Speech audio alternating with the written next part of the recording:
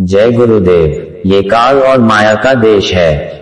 जब इस त्रिलोकी की रूहों को सत्पुरुष ने काल भगवान के हवाले किया तो उसने प्रार्थना किया कि मुझे 3 वचन दिए जाए जो जीवात्माएं मुझे दी गई है ये जल्दी से सत्यलोक को वापस न चली जाए और मेरा देश वीरान न हो जाए।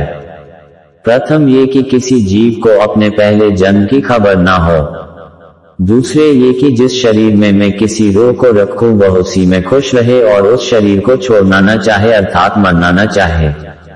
तीसरे ये कि संत सद्गुरु करामात और चमत्कार दिखाकर लोगों को अपना सेवक न बनाए बल्कि जो उनके वचन और सत्संग को सुनकर उनसे उपदेश लेना चाहें सिर्फ उनको ही उपदेश दें, रास्ता बताएं। इस संसार में जीव को हर वक्त बेड़ी लगी रहती है यानी कर्मों के बंधन में बंधा रहता है। चाहे कोई जीवात्मा कुत्ता होकर मरे, चाहे मच्छर या हाथी होकर मरे, हर जन्म के अंत में उसको धर्मराय की कचहरी में जाकर हिसाब देना पड़ता है।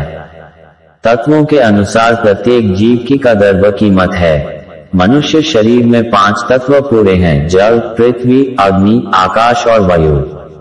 महात्माओं ने कहा है कि एक आदमी को मारने का जो पाप है वह घोड़े को मारने का नहीं। जो घोड़े को मारने का पाप है वो एक मुर्गी की जान लेने का नहीं। जो मुर्गी को मारने का पाप है यह एक कीड़े को मारने का नहीं है। जो कीड़े को मारने का पाप है वह एक वैगन या आम को तोड़ने का नहीं। महात्माओं की सीख है कि तुम कम से कम पाप का बोझ उठाकर इस दुनिया में निर्वाह कर लो और इस 84 लाख योनियों की भूल भुलैया से निकल चलो। मनुष्य शरीर में ही तुम्हें यह अवसर मिला है कि अपनी जीवात्मा को ऊंचे रूहानी मंडलों पर ले चलो।